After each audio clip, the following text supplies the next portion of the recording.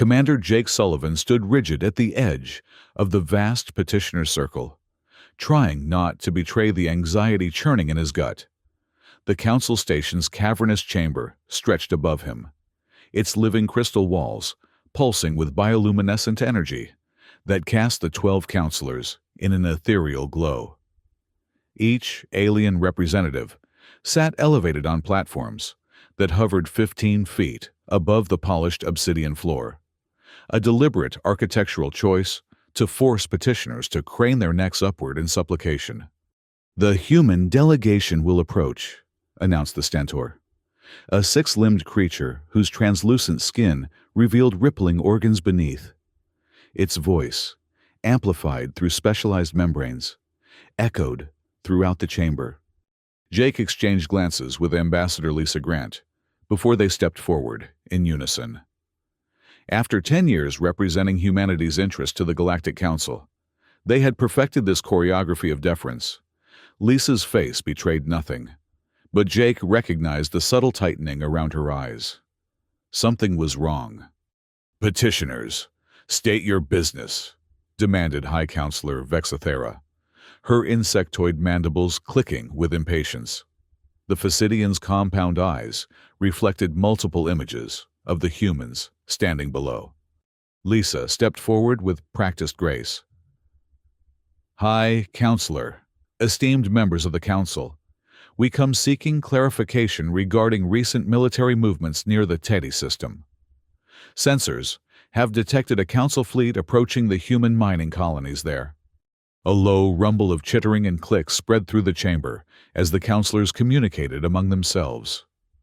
High Counselor Vexathera raised one clawed appendage, silencing the chamber instantly. "The Council requires no clarification from a Class 3 species," she stated, her translator rendering her words in flawless English, despite the disdain evident in her posture. "The Tieti system has been reassigned. You have 30 standard cycles to evacuate all human presence."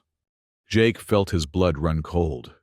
Teddy represented humanity's most successful off-Earth colony, with nearly 50,000 settlers and the richest source of quantum-stabilized titanium in explored space. The settlement had been formally recognized by Council Charter only 8 years ago. "With respect, High Counselor," Lisa replied, her voice admirably steady. "The Tieti settlement is protected under Section 87 of the Expansion Rights Treaty of—" "The treaty has been amended," interrupted Counselor Zuckathal, the gelatinous Morcanian representative. "The vote was conducted during the last quarter conclave." "A conclave to which humanity was not invited," Jake said, before he could stop himself. The silence that followed was deafening. Jake knew immediately he had violated protocol. Only designated speakers were permitted to address the Council directly. High Counselor Vexathera's compound eyes focused on him with predatory intensity. "Commander Sullivan speaks out of turn. How typical of your impulsive species." Her mandibles clicked rapidly, the Phacidian equivalent of dismissive laughter. "This is precisely why humans remain classified as a developmental species. You lack the discipline for full Council membership." Lisa stepped smoothly in front of Jake. "High Counselor, we request time to consult with Earth Central regarding this development. The evacuation of 50,000 colonists would require significant—" "30 cycles," Vexathera repeated. "After which, any human presence in the Tieti system will be considered hostile and dealt with accordingly." Her mandibles flared open, revealing rows of needle-like teeth. "The resources of Tieti are now required for higher purposes. You may inform your Earth Central that this decision is final." As they were escorted from the chamber by silent Iridian guards, Jake fought to control his breathing. 10 years of diplomatic missions, technology exchanges, and careful relationship building with Council races, all meaningless. Humanity remained pets to be tolerated until inconvenient. In the sanctuary of their diplomatic shuttle, Lisa finally allowed her facade to crumble, slamming her fist against the bulkhead. Damn them. They've been planning this for months. The Tahiti evacuation is impossible in 30 days. They know that. Jake settled into the pilot's seat, initiating the launch sequence. They want us to fail. It gives them justification to move against the colonies. And potentially Earth itself, Lisa added grimly. As the shuttle cleared the docking bay, both of them stared silently at the massive council station, a 12-pointed star of gleaming metal and living crystal, housing representatives from the dozen most advanced species in the galaxy.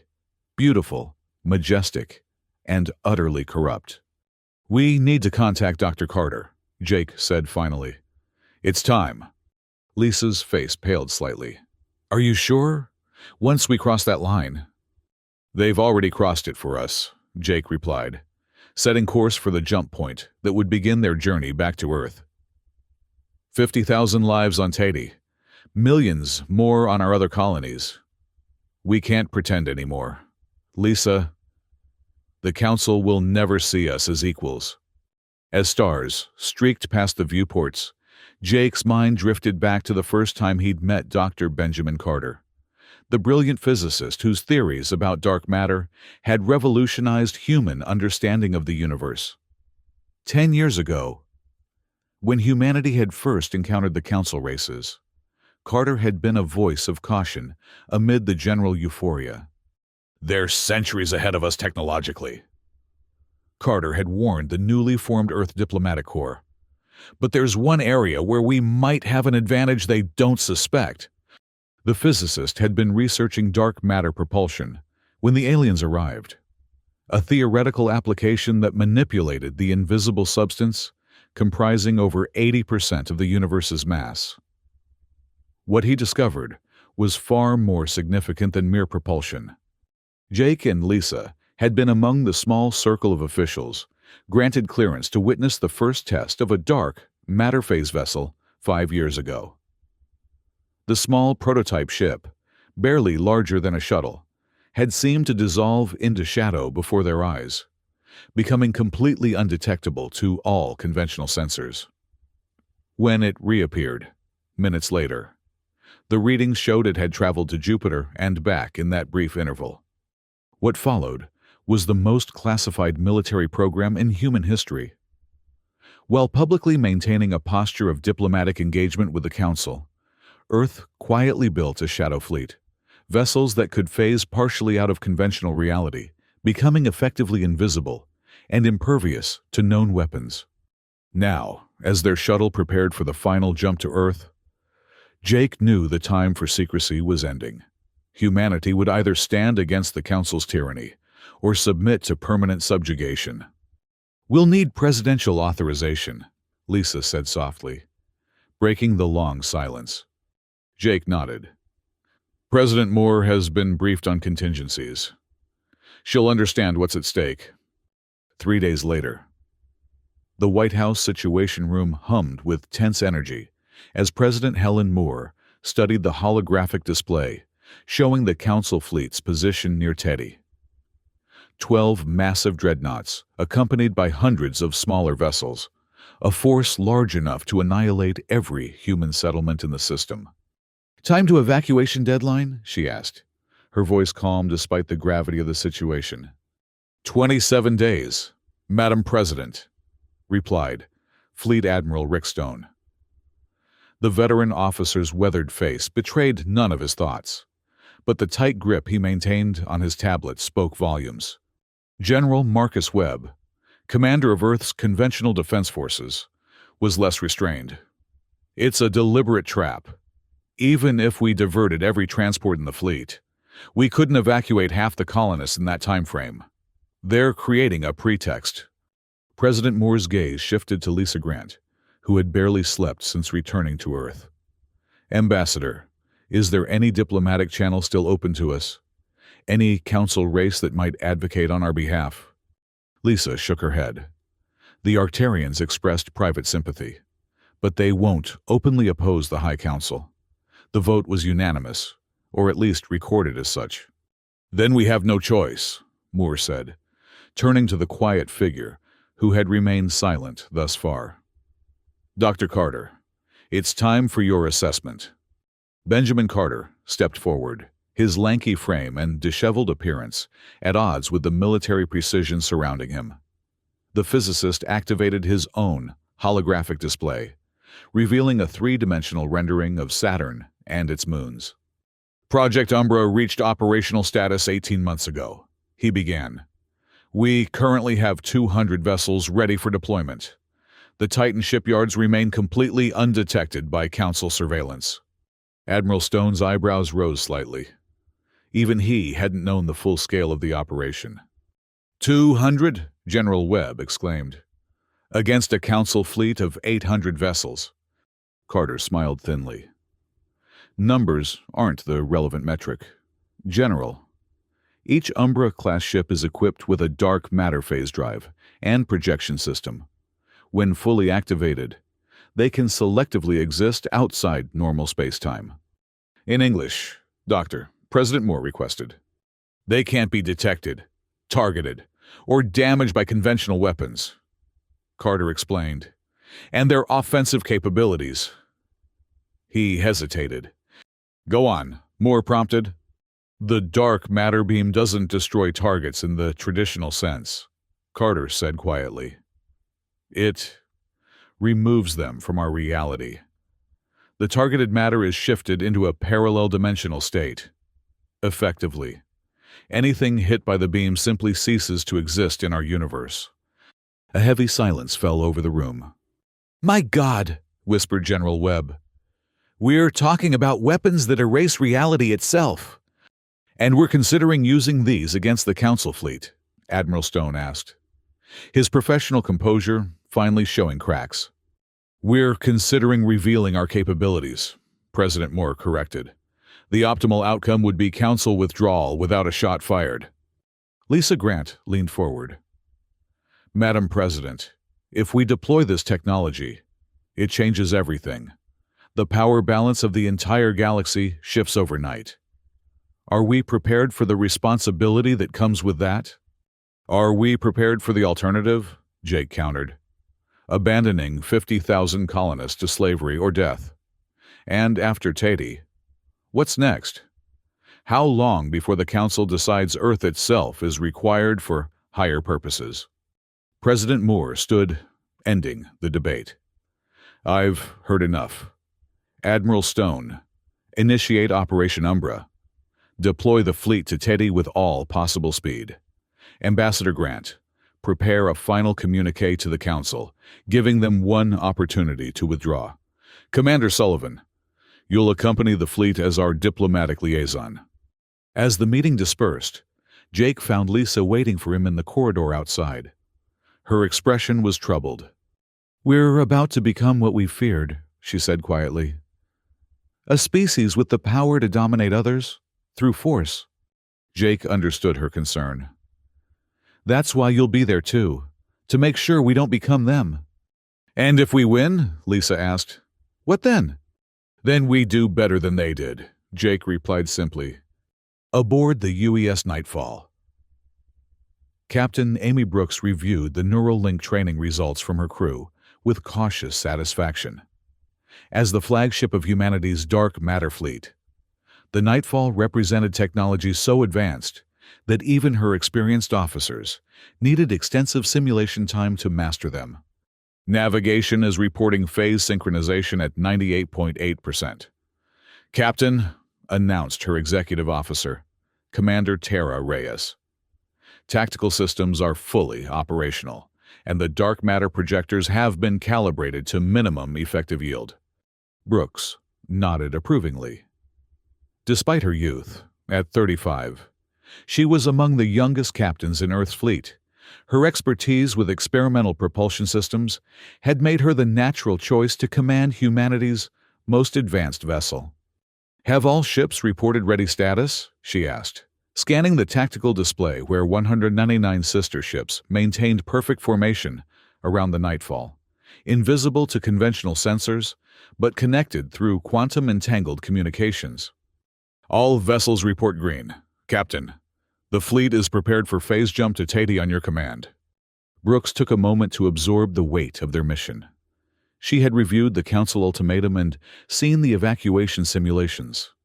50,000 colonists with nowhere to go, and no time to get there. "Relay to all captains," she ordered. "We are authorized to engage Council forces only if diplomatic efforts fail. Minimum force protocols remain in effect. Our objective is deterrence, not destruction." "Understood, Captain," Reyes replied. "Jump coordinates are locked. The fleet awaits your command." Brooks took a deep breath. "Execute phase jump." Throughout the fleet, dark matter drives engaged simultaneously. 200 ships seem to dissolve into shadow, their hull materials shifting partially out of conventional reality. The transition was visually striking, solid metal becoming translucent, then seemingly composed of living shadow before vanishing completely from normal space. The journey to Tahiti, which would have taken a conventional vessel weeks, occurred almost instantaneously. The dark matter fleet reassembled in high orbit around Tahiti Prime, still invisible to the sensors of the massive Council armada that had already begun its deployment. On the colony, world below, miners and their families watched with growing dread as alien vessels filled their skies. Nana, the elected colony administrator, had organized emergency shelters in the deep mining tunnels. But evacuating 50,000 people to safety with limited transport was proving impossible. "Another transmission from the Council flagship," reported her assistant, face pale in the emergency lighting of the colony's operations center. Nana steeled herself before activating the communication, the holographic image of Admiral Keithmore, a Sindarian with chitinous blue-black skin and 4 pairs of eyes arranged vertically along his elongated skull, materialized before her. "Human Administrator," Keithmore began without preamble. "Your presence violates Council directives. You have been ordered to evacuate this system." "Admiral," Nana replied with forced calm. "We have 26 days remaining according to the Council's own ultimatum. Our evacuation is proceeding as quickly as possible, but—" "The timeline has been adjusted," interrupted Keithmore. "The High Council has determined that immediate resource extraction from Tatey is necessary. You have 6 hours to surrender all colonial assets and assemble your population for processing." Nana felt ice in her veins. "Processing?" "Your species will be reassigned to appropriate labor functions," Keithmore stated emotionlessly. "Those unsuitable for reassignment will be disposed of humanely." The transmission ended abruptly, leaving Nana staring at empty air. Around her, the operations staff stood in stunned silence. "Send an emergency transmission to Earth," she ordered, her voice shaking slightly. Tell them we need a miracle." That miracle was already in orbit, invisible and waiting. Aboard the Nightfall, Jake Sullivan and Lisa Grant watched the Council's transmission to the colony with mounting anger. 6 hours, Jake said grimly. "They're not even pretending anymore." Lisa's expression was hard. "They never expected us to comply with the 30-day deadline. This was always the plan." Captain Brooks joined them on the observation deck, her uniform immaculate despite the tension evident in her posture. "We've intercepted colony transmissions. The Council ships are deploying landing craft. They're starting the processing immediately." "Opinion, Captain?" Jake asked. "We can reveal our presence and issue our own ultimatum," Brooks replied. "But once we do, there's no going back. Earth's greatest tactical advantage will be exposed." Lisa stepped closer to the viewport, watching as the first energy blasts from Council ships struck the colony's minimal defensive shields. "Those are civilians down there, families." She turned to face the others. "We didn't start this, but we need to finish it." Jake nodded. "Captain Brooks, deploy the fleet. Make sure the Council knows exactly what they're facing." Brooks accessed her neural link to the ship's systems. "Attention all vessels. Disengage phase cloaking. Establish perimeter formation around Council fleet. Weapon systems to standby status only. Throughout Tayeti's orbital space, 200 shadow ships materialized from nothing, their black holes absorbing rather than reflecting light. They moved with impossible precision, surrounding the Council armada completely. On the Council flagship, Admiral Keithmore stared in disbelief as his tactical displays suddenly showed hundreds of unknown vessels where empty space had existed moments before. "Impossible!" he whispered, before barking orders. "All vessels to combat formation. Identify those ships immediately." "Admiral," his sensor officer reported, confusion evident.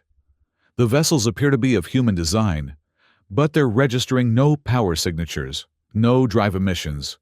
They're barely registering as solid matter." "Incoming transmission," announced the communications officer. Keithmore straightened his posture. "Display!" The holographic projection showed a human female in a uniform he didn't recognize. Behind her stood two humans he did know, the diplomatic representatives from Earth. "This is Captain Amy Brooks of the United Earthship Nightfall. Your fleet is surrounded. Your attacks on Tidy Colony will cease immediately, and all Council vessels will withdraw from the system within 1 hour." Keithmore's 4 pairs of eyes blinked in sequence, a sign of Sindarian amusement. "You have no authority here, human. This system is under Council jurisdiction, and your colony has been deemed in violation of Council directives." Captain Brooks remained impassive. "Admiral, I am authorized to inform you that Earth rejects the Council's recent amendments to the Expansion Rights Treaty. The Tidy Colony remains under Earth protection. This is your only warning." "Warning?" Keithmore's voice rose incredulously. "You send 200 vessels against our 800 and presume to issue warnings." He gestured sharply to his tactical officer. "Target the human flagship. Full plasma barrage." The transmission cut as multiple Council warships oriented toward the Nightfall, their weapon ports glowing with building energy. "Should we phase, Captain?" asked Commander Reyes, intention evident in her voice. "Negative," Brooks replied calmly. "Let them fire first. They need to understand what they're dealing with." Brilliant streams of plasma energy erupted from Council vessels, crossing the void of space in seconds. The blinding beams struck the Nightfall directly and passed through its hull, as if striking empty space, continuing onward to dissipate harmlessly in the distance. "No damage," reported Reyes, unable to hide her relief despite months of simulations predicting this exact result. "Hull integrity at 100%. All systems nominal." Similar reports echoed across the human fleet as Council weapons proved completely ineffective against the phase-shifted vessels. On the colony below, settlers emerged from shelters to witness the incredible sight above. Streams of energy passing harmlessly through black ships that seemed composed of living shadow. Admiral Keithmore stared in disbelief at his tactical display. "Impossible. Recalibrate weapons. Launch quantum torpedoes." A second barrage met with identical results. Torpedoes passed through human vessels without detonating, their quantum triggers unable to interact with targets that existed partially outside normal space-time. "Admiral," his second-in-command whispered, "we should consider withdrawal until the Council can analyze this technology." Keithmore's expression hardened. "Cowardice is punishable by execution. Sub-Admiral, the Council does not retreat from lesser species." He opened a fleet-wide channel. "All vessels, concentrate fire on colony surface. If we cannot destroy their ships, we will eliminate what they protect." As Council vessels reoriented toward Tiety Prime, Captain Brooks made her decision. "All ships, full phase engagement. Target Council vessels threatening the colony. Minimal yield on dark matter projectors. Demonstration only." The Nightfall's weapons officer activated the ship's primary offensive system. A beam of what appeared to be liquid darkness emerged from the vessel's prow, striking the nearest Council warship. Where the beam touched, matter simply vanished. A perfect cylindrical hole appeared through the alien vessel's hull, the edges unnaturally smooth, as though that portion of reality had been precisely excised. Similar beams lanced out from other human ships, each creating the same effect, not destroying Council vessels but selectively removing parts of them from existence. "Cease fire," Brooks ordered after only 10 seconds. The demonstration had been deliberately limited, but its impact was profound. 20 Council ships now drifted with perfect, cylindrical holes through their hulls. No debris, no explosion, just the surgical removal of matter from reality itself. "Reopen channel to the Council flagship," Brooks commanded. Admiral Keithmore's image appeared, his composure visibly shaken. "What manner of weapon is this?" he demanded. "One we hoped never to use," Brooks replied evenly. "Your vessels have been targeted with minimal yield. We can remove your entire fleet from existence with a single command. Stand down immediately." For several tense moments, Keithmore said nothing. Then, with visible reluctance, he gave the order. "All vessels, cease fire, maintain positions." Brooks nodded. "A wise decision. Admiral, you will withdraw your fleet to the system boundary and await further instructions." As the Council ships began their retreat, a new transmission cut through all channels, directly from the High Council station. High Counselor Vexathera's insectoid features filled the display, mandibles clicking furiously. "This outrage will not stand," she declared. "The full might of the Council will descend upon your worlds for this treachery. Your species will be erased from—" Her transmission abruptly ceased as the Council flagship, attempting a surprise attack, fired on the Nightfall. Captain Brooks responded instantly. "Target the flagship. Full yield." A beam of concentrated dark matter, thicker than the previous demonstration, struck the massive Council vessel. Unlike the surgical precision of the earlier attack, this beam enveloped the entire ship. For a brief moment, the flagship seemed to shimmer, its outline becoming indistinct before it simply wasn't there anymore. No explosion, no debris, just empty space where moments before a vessel containing over 10,000 beings had existed. Silence fell across all communication channels. "All Council vessels," Brooks broadcast, her voice steady despite the enormity of what had just occurred. "You have witnessed the consequences of continued aggression. Return to Council space immediately. Earth representatives will arrive at the Council station within 10 standard days to negotiate new terms." The remaining Council ships accelerated away from Teti with unprecedented speed. On the Nightfall's bridge, Lisa Grant stared at the empty space where the Council flagship had been. "We just killed the High Counselor and an entire command crew." "They left us no choice," Jake replied, though his expression showed he took no satisfaction in the outcome. "I've received a priority transmission from Earth," Brooks announced. "President Moore has authorized Operation Umbra's second phase. We're to proceed to the Council station immediately." 10 days later, Jake Sullivan and Lisa Grant walked through eerily empty corridors in the Council station, where normally thousands of beings from dozens of species would be bustling about. Only occasional maintenance drones moved silently along predetermined paths.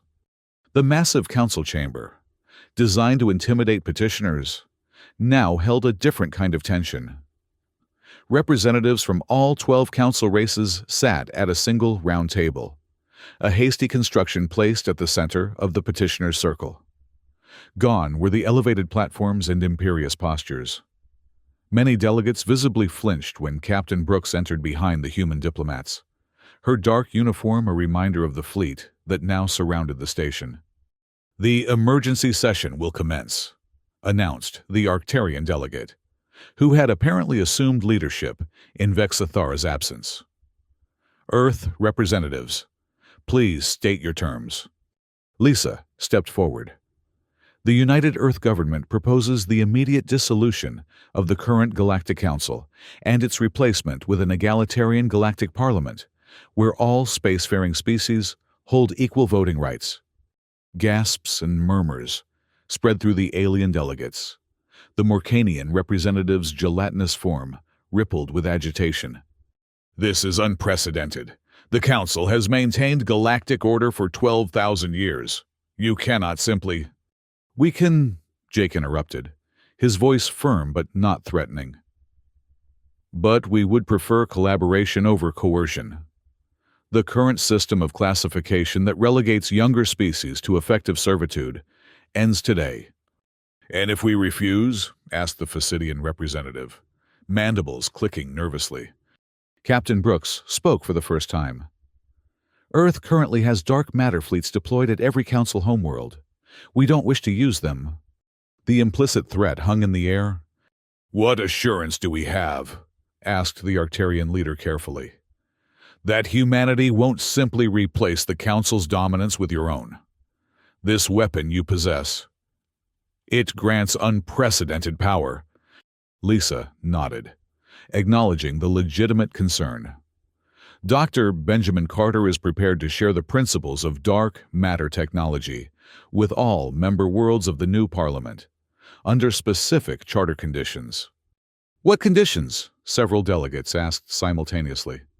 "No slavery, no conquest, no genocide," Lisa stated simply. "Any world that employs this technology for aggressive purposes against non-aggressive civilizations will face immediate intervention from all other signatories." One by one, the representatives exchanged glances. The Sindarian delegate spoke first. "The Sindarian Collective will join this parliament." Others followed suit, some eagerly, others with clear reluctance, but all aware that the balance of power had irrevocably shifted. As the session concluded with preliminary agreements for the Constitutional Convention that would establish the new Galactic Parliament, Jake found himself standing alone at one of the vast viewports overlooking the endless stars. Lisa joined him, following his gaze to the distant pinpricks of light. "What are you thinking?" "That power shifts quickly," he replied. "One day, we were begging for scraps from the Council table. Today, we're rewriting the rules of galactic society." "It won't be easy," Lisa cautioned. "Many of these species have millennia of cultural conditioning toward hierarchical thinking. Real change will take generations." Jake nodded. "But for the first time, we have generations to work with. No threat of extinction hanging over our heads." "Unless we become the threat," Lisa said softly. "That's why the technology sharing is so important," Jake replied. "No single species should hold this kind of power." 6 months later, the UES Nightfall hovered in the neutral space between two mining platforms, orbiting a distant gas giant. Captain Brooks stood on her bridge, watching as representatives from the formerly hostile Phacidians and Sindarians engaged in mediated negotiations over resource rights. "Transmission from Earth, Captain," announced her communications officer. "Priority 1 from Fleet Command." Brooks accepted the communication in her private ready room. Admiral Sullivan, recently promoted following the Tieti incident, appeared on her display. "Captain, we've received intelligence that requires immediate attention. Agent Nina Rodriguez has been tracking a group of former Council military officers operating from Proxima Station. They appear to be developing countermeasures to dark matter technology." Brooks felt a chill. "Is that even possible?" "Dr. Carter believes it is, given enough time and resources. Your new orders are to proceed to Proxima immediately. Observe only. We need to understand the extent of their progress before deciding how to respond." As the transmission ended, Brooks contemplated how quickly the promise of lasting peace had given way to new vigilance. Perhaps this was the inevitable cycle: power challenged by innovation, security threatened by ambition. But as she returned to her bridge, watching the former enemies now engaged in peaceful negotiation. She allowed herself a moment of optimism. For the first time in human history, they had taken their place among the stars not as supplicants or victims, but as architects of a more just order. Whether that order would last remained to be seen. But humanity had finally shattered the chains of their cosmic confinement, emerging from darkness with weapons of shadow that had rewritten the galaxy's future. The real work was only beginning,